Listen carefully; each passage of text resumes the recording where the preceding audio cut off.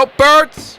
Oh! Now, hello, brokies. After talking about very expensive $150 Microsoft Flight Simulator 2024 all the time, it's time to talk about a flight simulator that costs $1 again. Everybody, Real Flight Simulator. Not only does this thing cost $1, but also it runs on your phone. So that is great if you're too poor to buy a big gaming PC. Well, you know, mobile flight simming has kind of maybe died out now because everyone can just get an Xbox to use Microsoft Flight Sim on, but they still have their place because they're still coming out with new updates. Let me tell you, Real Flight Simulator, I really do like it. I mean, they just released a new airplane, the Boeing 737 MAX 8, and we're going to have a look at it. I mean, after all, this thing has a lot of ratings and it's pretty well rated. Now, in the beginning, I said this flight simulator costs $1, which is not necessarily true in order to actually access it properly. So flying around the world with HD satellite and use actually all the airplanes, you need to buy the subscription for €6. And I want to complain a little bit. I've been trying to record this video for quite a few days, but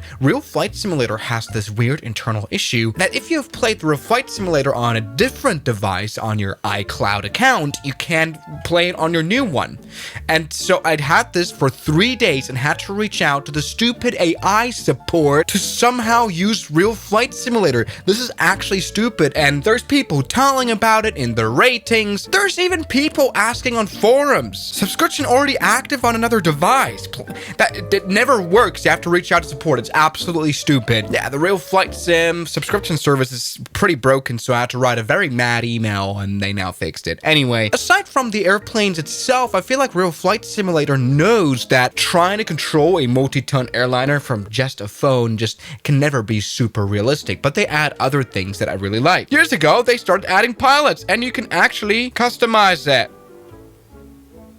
Take a photo of yourself. Maybe I got a weird face. This thing doesn't work. Yeah, that kind of works. Okay, that looks pretty shit, I gotta say. Yeah, you can make yourself a pilot. Wow. I'm liking this. This is Linda. I like other stuff. There's virtual airlines that you can actually join. Kind of like Clash of Clan community. This is actually funny. Turkish Airlines, 1,000 crashes. Great, but also 4,000 flights. That's crazy. Yeah, you can actually join into a virtual airline with your friends, and those are the kind of cool things that I really do think is like pretty fun. I mean, I sometimes do play Real Flight Simulator when I'm on a train. Now we have a vast selection of airplanes. Now, yeah, this is not a full motion cockpit simulator at all. This is not really what we expect, but we have literally any airplane.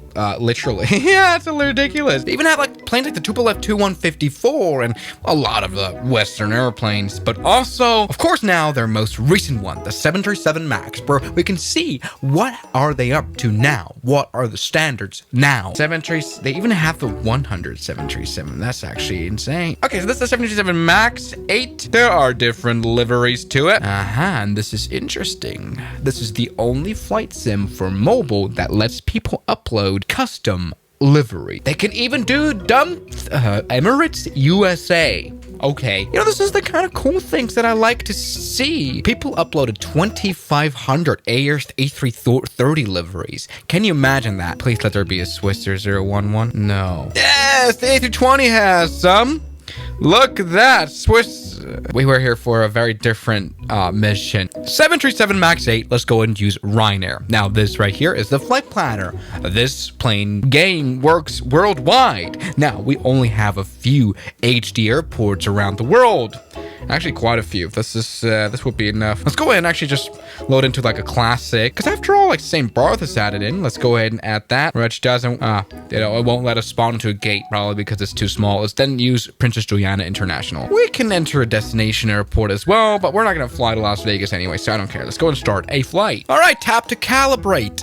Come on, there we go. And we are actually spawned into Princess Juliana. Now, over the years, the Real Flight Simulator really has gotten an upgrade. It really looks great. This is running on a phone. Now we can enter this drone mode right here to explore the scenery further, and it really, truly, I mean, it looks just all right. We've got some other planes spawned in. That's nice. And sure, you won't be able to fool anyone with this like Microsoft is able to do, but this is running on my iPhone. But enough of the kind words. Let's go ahead and take a look at the 737 MAX. And yeah, Doesn't look bad whatsoever. I think the graphics have really been improved now. Let's get into the cockpit right here. I want to really get rid of the stupid head-up display. Come on. What is this? We can see the instruments. I don't want that. No. There we go. We can just get rid of this. Now, does this cockpit look hyper-realistic? No. Also, is this cockpit clickable? Usable?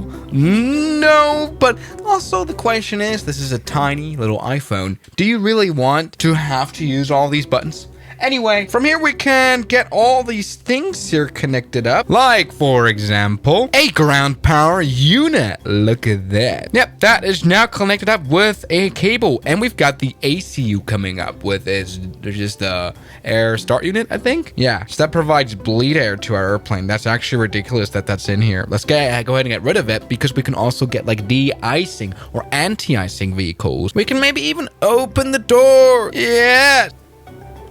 I didn't know that we can actually walk around. That's actually pretty cool. And now that we've opened the door, this automatically connects. This is not, the most realistic sight I've ever seen, like graphics wise, but there's so many things that I have never. What? Aircraft checklist. Oh, we can do a walk around. Dude, this is like so many things. I mean, it's been a year ever since I last played this. There's a lot of things. Let's go ahead and get a security car because I wonder what that is. I really don't know. Oh, there it is. Hello, airport security. So what is it? What does he do? Drive? Yes! Oh, I've crashed. But anyway, what?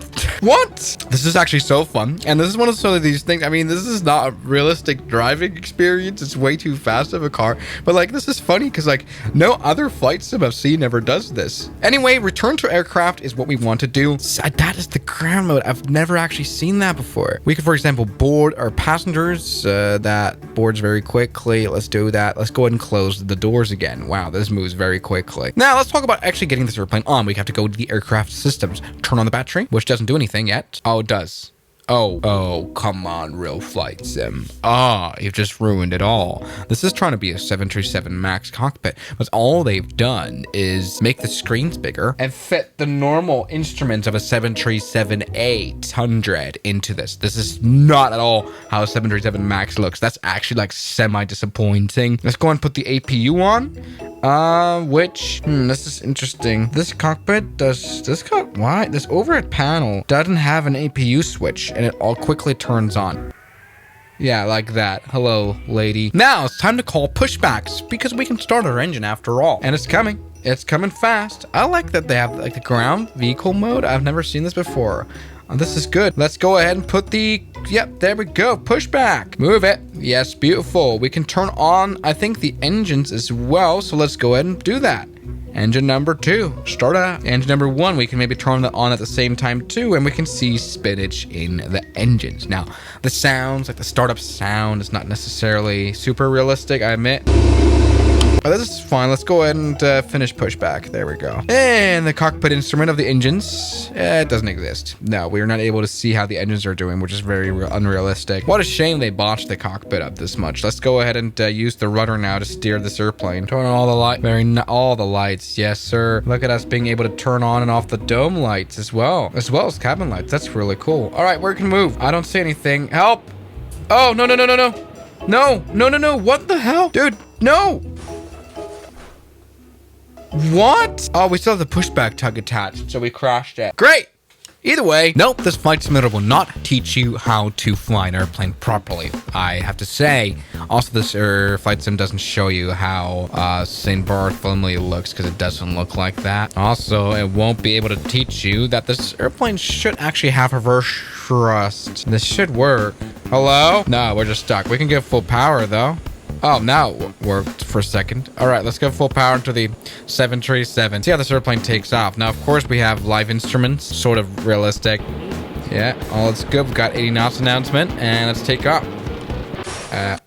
That hasn't worked. So yeah, I'd have to say 737 MAX is kind of a nah. But a month ago, they also released a new A318. And I like the A318, the baby bus. There's no good model for it for any flight sim. Not really. Of course, there's no better way to test this plane than at London City. Let's go ahead and just quickly land there. Ah, this is what nighttime looks in London. Let's turn it off. We can, of course, adjust time to day. Hey, all right. Welcome to London indeed. And now that it's refreshed, the scenery, this is, you can actually see, this is HD scenery. We can see the city of London. It's not necessarily most realistic. Here we would normally see like big towers because we are coming from like the west side, but with the River Thames you could kind of tell that this is London City. Anyway, something that does work, by the way, is as you can see ILS, it automatically gets in. Let's go and put the spoilers out. And yeah, this airplane looks like a baby bus. Now, yeah, once again, this is not graphically the best. Put the landing gear down. Yes, look at that. For example, what I don't like at all is the sky colors. They're just not great looking at all, the gradient. But let's go and put the flaps out to full. Maybe that works. Maybe that does something. And the thing that's cool as well is they have a passenger view. So you can actually like see the flight information. That's really nice. Like an interior. Oh, we're crashing.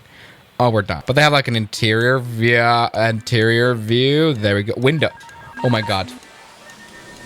Oh my goodness. They're good. We're fine. You're okay. I got you. We can save this, or we can make this flight go even worse. For example, there's like cool failures for a while now. Bird Strike is a classic, especially on the A320, which by the way, I like a lot more than the 737 MAX. At least this plane makes sense and it actually has engine instruments. So this is not all too bad. Right here, we can see London City. This actually does look like London City now, to be honest. Oh, birds! Oh no, that is a bird, but it's got no damage from it. But I feel like they managed to somehow even like integrate the fly-by-wire systems now of the Airbus. So, like, it feels like this airplane like auto trims itself very much. Hey, this airport really doesn't look bad. Like, this looks like London City. You could tell it. All right, we're coming in for a really bad landing. All good. It's gonna be a hard landing as well. Or no landing at all. Oh my God. Reverse thrust. Brake max, please. You need to stop now. You need to stop right now. Do not crash. Reverse thrust. Please, just stop. Stop. Jesus Christ, this airplane isn't stopping at all. Stop now. Oh my goodness, that is close to dying. Great. And now that our brakes are cooked, we can get an evacuation going. We can get the ambulance to come. Yes, look at that. Evacuation is ongoing. And you can hear the siren. Yes, there's fire truck. There's ambulance truck. So this is real flight simulator.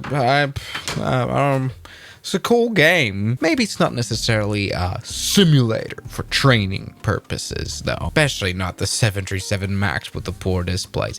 Thank you so much. I mean, this is, by the way, this is $6 a month, which is practically worth nothing nowadays, so it doesn't really matter. Thank you very much for watching this video. I'll see you guys tomorrow, as always. Good night. The special thanks goes out to my members, my supporters, Guns Killer, R27, James Duram, That Dude, Anime Gods of Gaming, Derek, Insider Plane, Nishijutsu Finder, Professional Jamal, Ryland Williams, and New the York. You've got beautiful names.